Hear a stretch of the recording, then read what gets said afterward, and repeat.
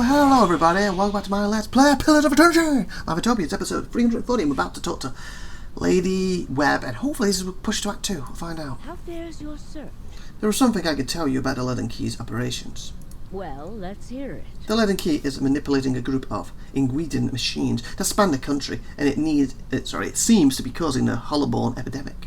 I had feared they might be involved in Widewind's legacy. So when you tell us that then? It seemed too extreme even for them. How naive. How naive I've been. The Leaden Key's conspiracy is clear now. They have used Engwithan technology to engineer Widewind's legacy, and they want people to blame Animancy for it. Okay. As we speak, the Duke is holding hearings in the palace. He is listening to arguments for and against Animancy. Go to court? When they finish, he is expected to decide whether to outlaw it. It seems the Leaden Key has been pushing Deerwood down this path for some time. Do we need to go and testify? I, for one, would enjoy seeing their little scheme fouled up at the last moment. Our Duke must hear what you have to say. How long do we do? Unfortunately, the hearings are closed to the public, which makes the Duke inaccessible until they are completed. Seems stupid. We got new evidence. However, certain groups have been invited to attend. You might get in with one of them if you aren't above a little pandering. Seriously? There are delegations from the Knights of the Crucible, the Dozens, and from House Dominel. If you can gain the support of one of those groups, that may be your best way in. See what you can arrange. Great. Just go send them in hearings. What of them? Wouldn't they allow a guest of Dun and Row into the hearings?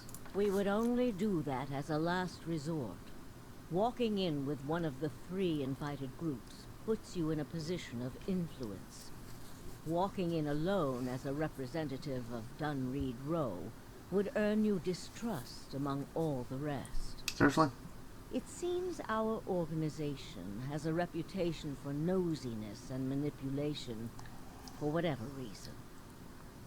Well, that's just one side. It would be best if people did not see Dunreed Row's hand in this. Easier for them to embrace the truth.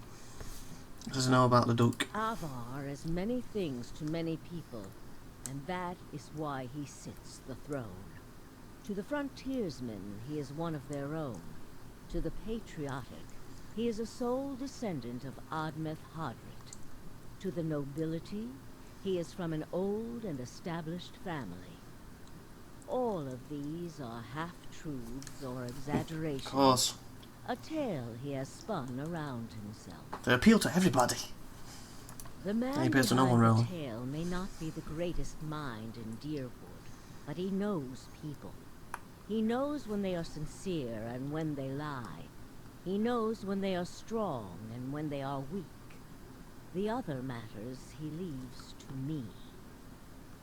Outwardly, he prefers to come off a bit of a simpleton. Don't be fooled. Okay. Before he was a duke, he was a trapper, and an excellent one at that. Okay, so didn't push that too. So apparently when we get to this place it might do. Summoned to Dun Row by Lady Webb, a reclusive woman who seems okay. Get invited to join one of the Antimacy hearings. In order to attend the Antimacy hearings at the palace, I'll need to be sponsored by one of 3 main factions represented at the hearing: the Knights of the Crucible, the House of Domar, or the Dozens. The Crucible have a keep in fist fires. The House of Dunball has a manor in Breckbury. That's where I am, isn't it? Dozens are based on the Deception Hall. Okay, I don't know who I should go with. Yes, we've probably dealt with these in the game, but again, it's taken me so long to get through this game. I don't remember much about them, but I got a feeling the Knights of Crucible are very religious fanatics, unless I'm remembering wrong. I cannot remember what you are at all. Based on the Deception Hall, I don't remember what they are at all. Fudge! Oh, was this get invited to... Oh, it's the same stuff. Not a problem. And we're at the point where we have to do this. Ah, completed, nice. because basically everything else seems to be in Act 2, the continuation of everything, or past that boss of White March, which I can't do because I'm not strong enough, so we have to go down this route now, that we don't have any quests that we can actually physically do or complete. They're either cut off because of the character's abilities, or they're cut off because of mine, or they're cut off because of the story. So I've got to pick one of these three, and I cannot remember for the life of me what either of them do. Oh, is there a encyclopedia in this game? Maybe I could jump on that and have a quick... Like, I just want a quick rundown of what they represent to see who I should align with. I'll look at that in a second. I think he's just finished his match too. His mission, adventure, whatever it was. So he's back, so we're going to look at that too. I was really hoping that would go Act 2. Okay, so let's sort this out first. Oh, no? Huh. What happened to his... No, it gives you a rundown. What happens? Weird.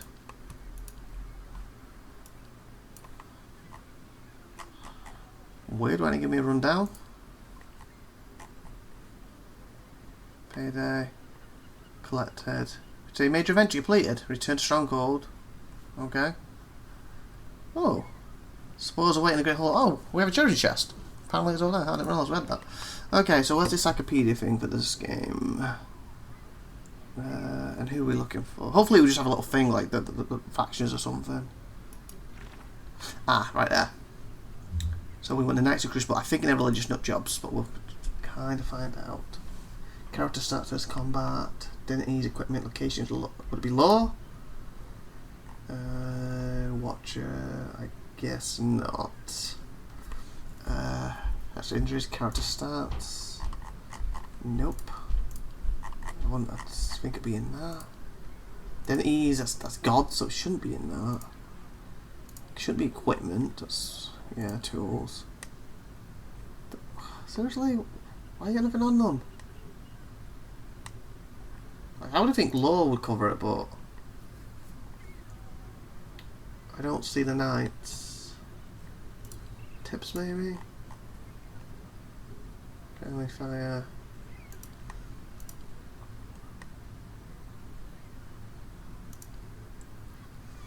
Nation.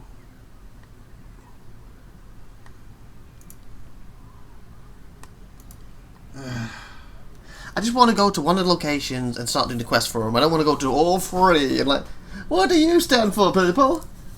Oh yeah, great. Like, what do you stand for? Yeah, great. What do you stand for? And then pick. Beast just all the things we fight. Yep. Okay, notes maybe. Can be straight off. Notes. Oh. What did it do? Nah, cancel. Ah, fudge. Fudge, journal. Vision. You seem. Combat ability any kind. Approach to hardened dwarf. Oh, okay, I didn't know this had this in there.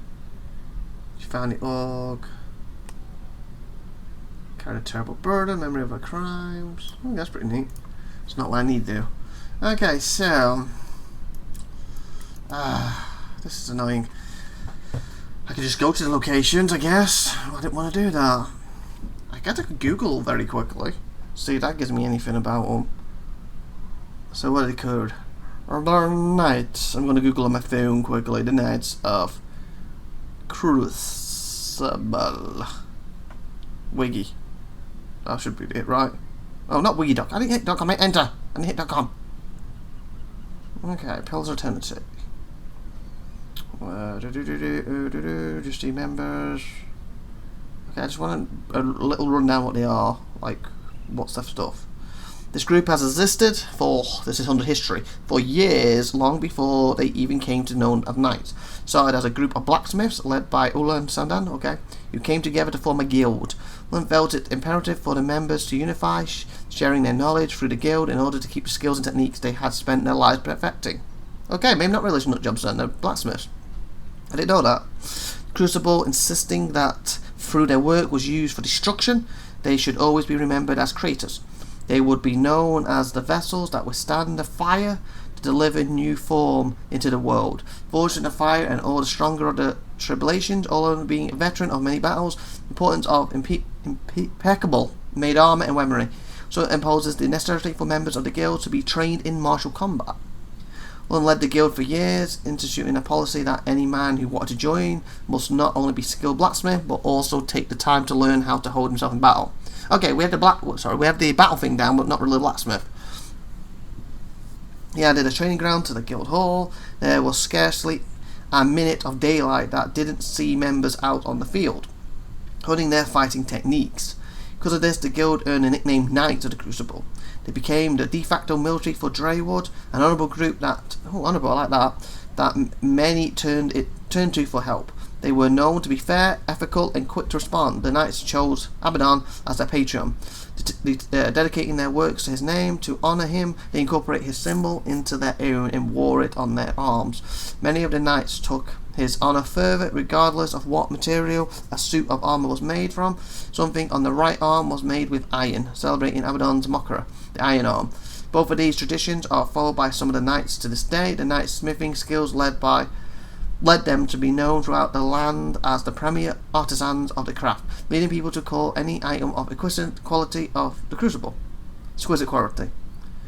Okay, I guess what's this quote. The training and dedication truly came to play during the War of Defiance. Knowing the importance of winning its war, sent out a call. All able-bodied knights were to join the military. They quickly proved invaluable cause and helped turn the tide of rebellion. This was particularly true in the Battle of Defiance Bay. Abenhart had already been lost in previous battles, and morale for Dreywood and military was failing. With the help of Graffadan, the knights were able to rout the Imperial forces and secure victory for Dreywood. Okay, there's more to it, but the gist of the honourable and the good was blacksmith, and so, yeah, I like them. So, okay, I thought they were some kind of religious nut jobs, so I was going to be no for a fact. I was going to read the first thing. Oh, they favour a god, but everyone in this game seems to do that. But there's this difference between, oh, I look up to this god and we try to do the right thing and be honourable, versus I'm going to burn your damn baby for this to God. And that isn't there. So for that being that reason, okay, they've got my plus. And I actually honestly was going to read them and it's going to be relationship job, leave them alone. But I actually like them right now, so let's quickly deal with House of Dosmel. Has a minor, so Dosmel. Did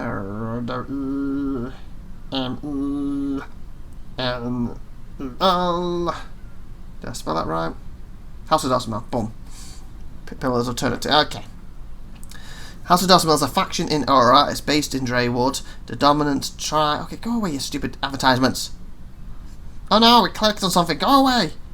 AT&T, get your best. I don't care about back to school deals. I'm trying to read this. Go away, get off my bloody phone. Here when you like trying to look at something and all these pop-ups come up, it's like, go away. Okay, House of Dosmel is a faction in Dreywood. It's based in Dreywood. The Dominoes, whatever they call, basically the name what they're called. I'm probably butchering them. Try to regain the power they lost after revolution in Dreywood. Okay, what they stand for history. They went to a small Aberdeen family that dealt almost exclusively in textiles. They made a modest living, slowly gaining a reputation for having high quality products. Oh, so they make stuff too. The reputation earned them connections, business, social, and sometimes marital maybe. They solidified their position as the premier family of the region. Who had access to anyone, the Dominoes were the way to do it. Okay, so these have more connections, but they seem to move over a private family versus the Knights. Well, a bit more to say. Soon, every city had a business that was owned, at least in part, by the Dominoes. Okay. The power and influence grew until many said the family had more power than even the foregoing of Arada. Rumours were spreading of threats and extortion. Oh, the crime family. Though it cannot be proven, the unofficial report is that the Dominoes were responsible for the death of Tyndon Brunner, which left his entire shipping empire in the hands of his wife. Dominoes, with their hold on the land practically secured, the Dominoes no longer stuck in the shadows, ready to eliminate opponents, manipulating deals. Okay, so basically, they're not honourable, noble. These are basically crime family. So technically, they're going to have more connections than them. But these openly do this, so that's going to make them look unfavourable, even though probably try and pay for that favour, where these are going to look more favourable. Okay, so who's the last one?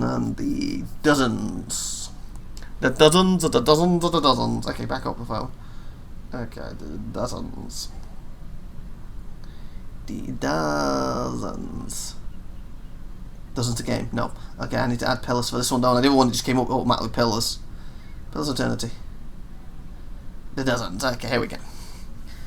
Who are the dozens?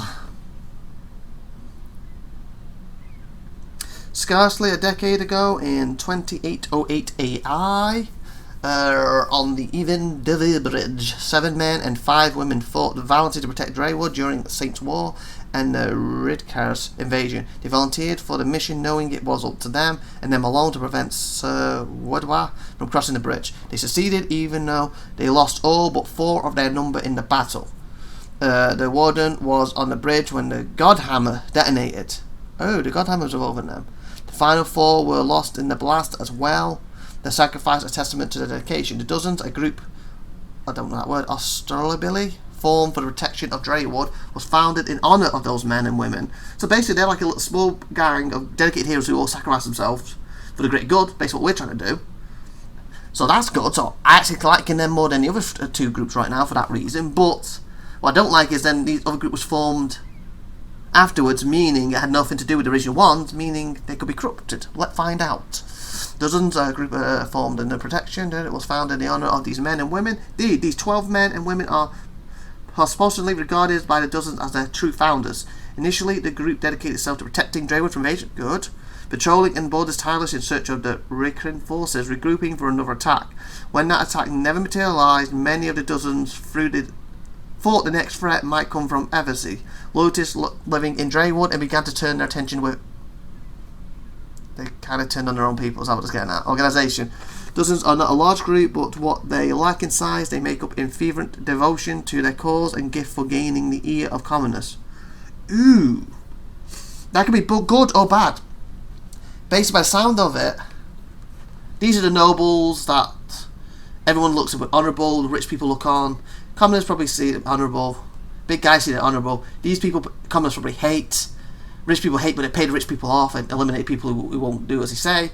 Where these older commoners look up to them.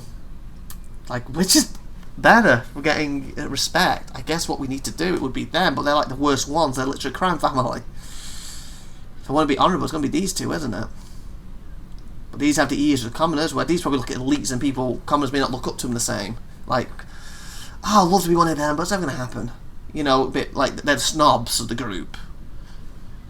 But then the elite people will look at them and, they're our equals, where they're just looked down on. It's just difficult.